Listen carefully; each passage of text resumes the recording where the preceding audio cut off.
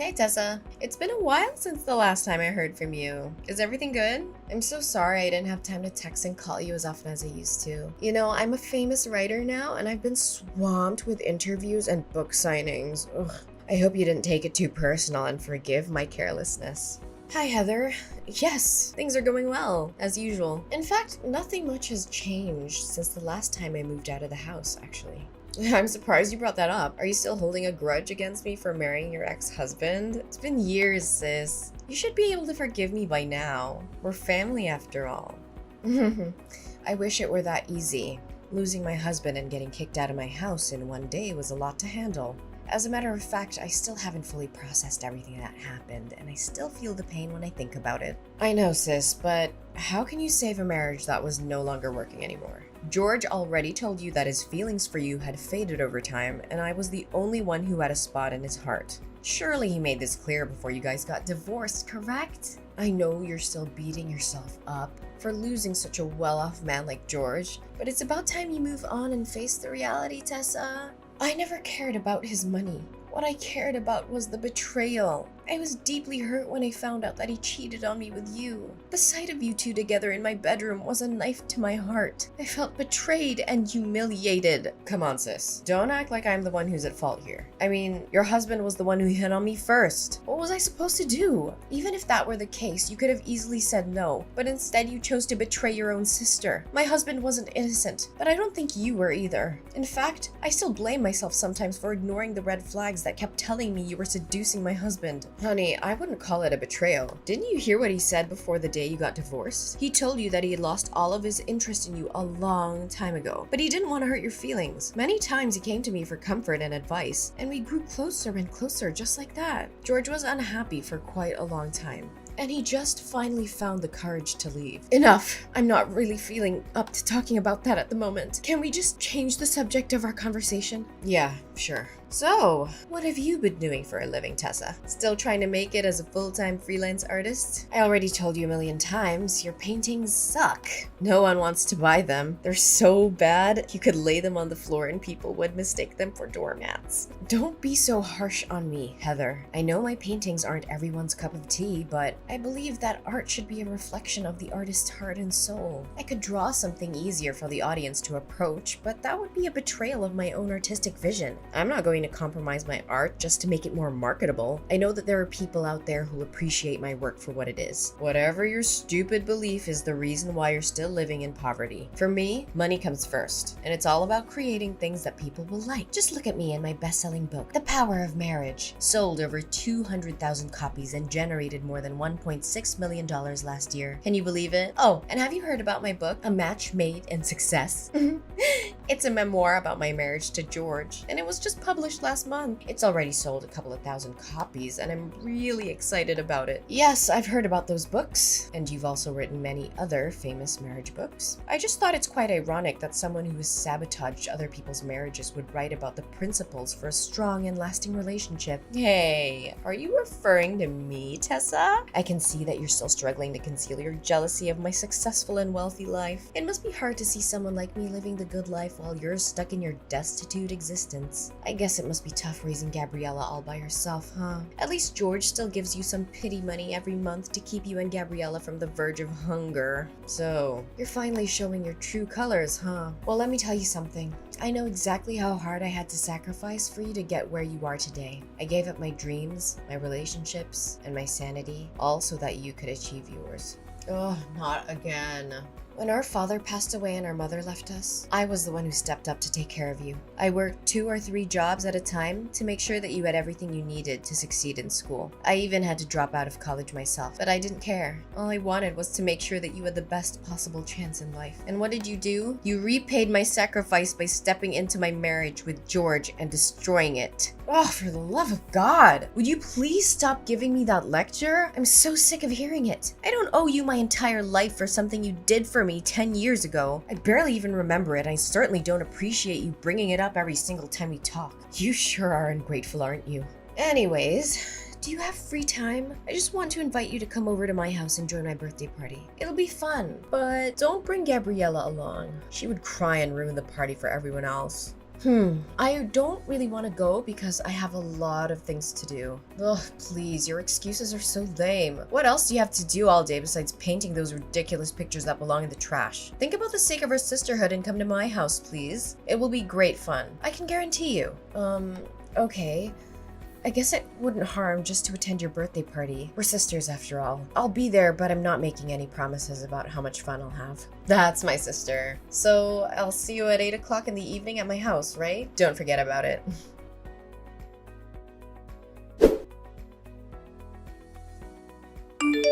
What was your intention of inviting me to your dinner party last night? You treated me like my presence wasn't even important. You called me your housekeeper and made me slave away for you and your guests. What was that all about? I'm not sure if you were trying to be funny or if you were just being mean, but either way, it was really hurtful. Tessa, really, could you think rationally for just a little bit? How can I call you my sister when you're so impoverished? I mean, judging by the way you dressed yesterday, I can only guess those outdated garments were bought at a thrift store or a garage sale. It's embarrassing to be seen with you in public. You don't even deserve to be my housekeeper. What? How can you say that about your own sister? Are appearance and money truly that important?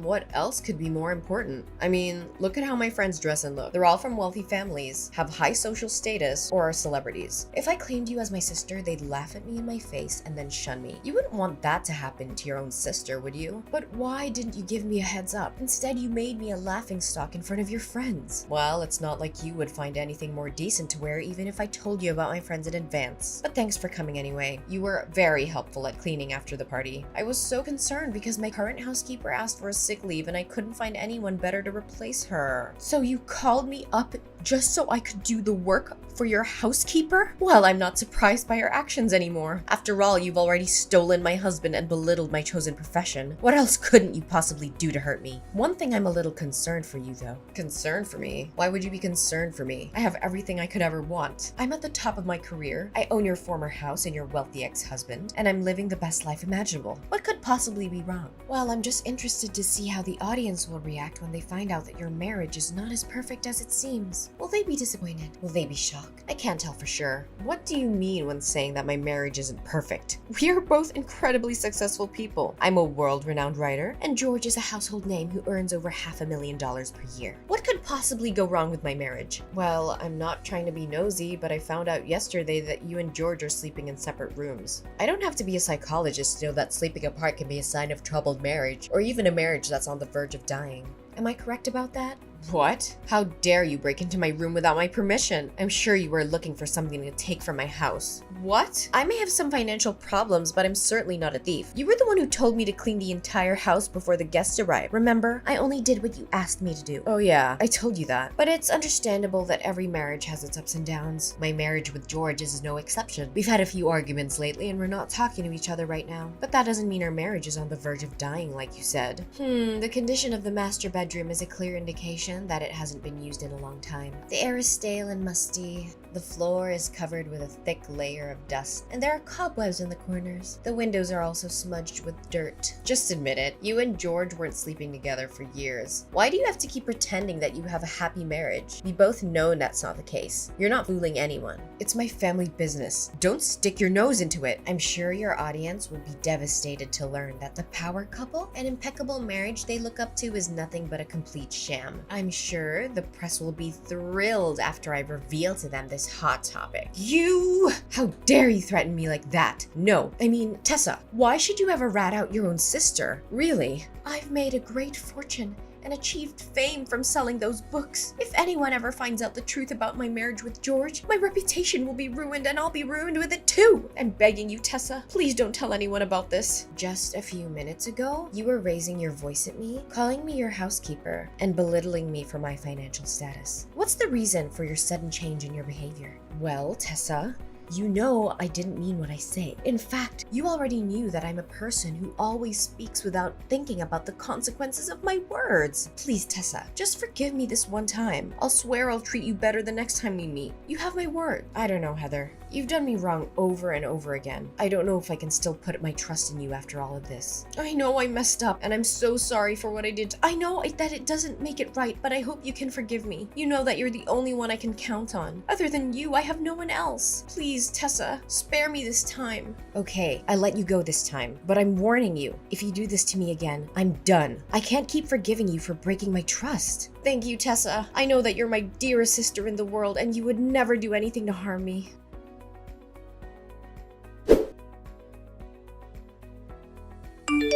Tessa, are you there? I have something very important to talk to you about. Yeah, I'm here. What's up? I have something to ask you. It may sound a little strange, but just hear me out, okay? Sure, go ahead. I'll try to help you the best I could. Listen, can you let me borrow your daughter, Gabriella, for some time? The situation is urgent, and you can't say no to me. What? Borrow Gabriella? What do you need my daughter for? In fact, what are you even thinking? I know this is a lot to process all at once, but I had no other choice. Press has been hounding me with questions about my child with George. They've been asking when we're going to have a child, why we haven't had a child after 4 years of marriage, and even if I'm infertile. I've been bombarded with so many questions, and I finally felt like I had to defend myself. I had to tell them that we already have a child, but we've chosen to keep her out of the public eye. So now you want Gabriella to pretend to be your own child? That's only gonna worsen the situation. You can't cover one lie with more lies. You know that. But what could I do in that circumstance? Tell them that my marriage with George isn't fulfilled and happy as it looks on the surface? If the press found out about it, my life would be a complete disaster. I've worked so hard for my career. I've built everything I have from the ground up. The fame, the money, the spotlight, everything I own would dissipate in just a blink of an eye. How can I live with that? I don't know, Heather, but this is just too much. Gabriella is my daughter, and I love her more than anything in the world. I just can't hand her over to you like a merch. Oh, sister, don't make it sound so complicated. I'm just gonna borrow Gabriella for the press release of my upcoming book. After that, I'll let her back into your arms, safe and sound. In fact,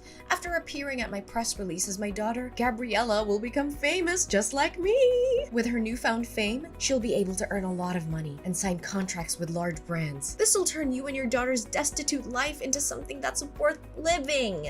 Don't try to bait me with money. You know that I'm not a materialistic person like you. Besides, Gabriella doesn't need the kind of fame that is based on lies. She deserves to be famous for her own merits, not because of someone else's deception. I don't want her to end up like you, living a life that is based on falsehood and manipulation. I know, but at least help me out this time, if you still consider me your sister. Look, if you don't lend me a helping hand this time, my whole career and everything I put effort into will go down the drain. Do you actually have a heart to see everything I've worked for get destroyed right in front of my eyes? Look, if you don't agree to my plan, then I have no reason to exist in this world anymore. What are you saying, Heather? Please don't think about doing anything stupid. You still have a whole life ahead waiting for you. Just divorce George and rebuild your happiness from scratch. You still have plenty of time. You're still young. Are you crazy? I can't give up the fame, money, and glory that I'm possessing. It's the most ridiculous thing I've ever heard. If you don't agree with my plan, it's all over. Don't break my heart into a million pieces. You know I only have you and Gabriella as my flesh and blood relatives. So you agree to do as I say. Come on, I'm only borrowing Gabriella for 1 day. I'll have her back to you before you know it. All I'm gonna do is introduce her to the audience and have her practice answering some questions for the press. I just need her to convince everyone that I'm her mother. I promise I won't do anything to harm her. I just need her help for 1 day, and then she'll be back with you. Okay then, if you insist. That's my sister. I'd like to borrow her for tomorrow morning for my press release. It starts at 9 a.m., so I'll come to your house at 8 a.m. to pick her up. You know, this press release is for my new book, The Parenting Journey, a roadmap for raising happy, healthy children. I know the audience will love it, especially when I introduce my own child, who I'll claim to be the source of my inspiration. This is so wrong, Heather. I feel like you're lying to the audience, especially your fans. Honestly, my biggest advice for you at this very moment is to stop before it's too late. I know. Just help me this one time and I'll promise I'll never ask anything from you ever again. Fine, I'll help you this time, but please don't do anything out of line.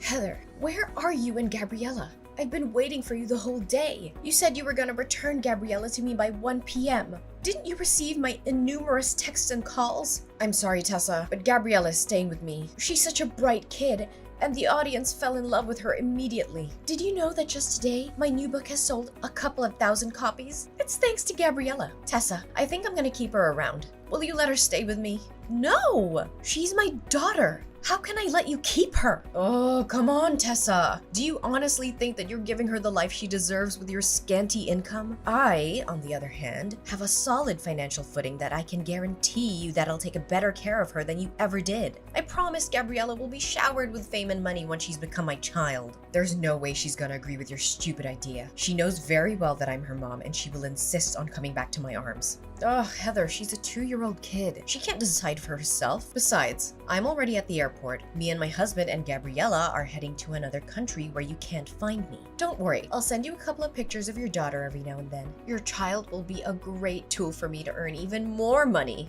I knew you would do something like this. You know? What do you know about? Look, I overheard the conversation between you and George. You saw how the audience reacted to Gabriella, and you decided to exploit her for your own gain. You only wanted to use her as a tool to further promote the image of a perfect family that you're crafting. Do any of my words sound wrong to you?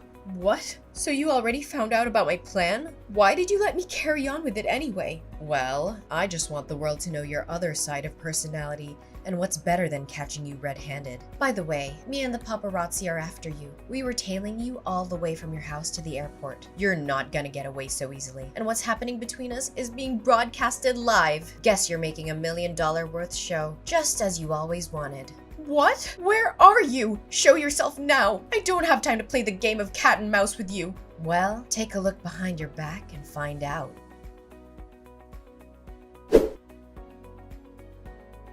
Heather was shocked when she saw me in a crowd of paparazzi chasing after her, demanding answers. Everyone now knew the truth about her so-called happy and successful family. It was all a lie, a carefully crafted facade to make money. In reality, Heather and her husband George hadn't spoken to each other in years. She'd found out he'd been cheating on her with another woman, and she had been too humiliated to tell anyone. Now, the truth was out, and Heather was facing the consequences. Her books were being boycotted, her reputation was in ruins, and she was being sentenced to 3 years in prison for kidnapping.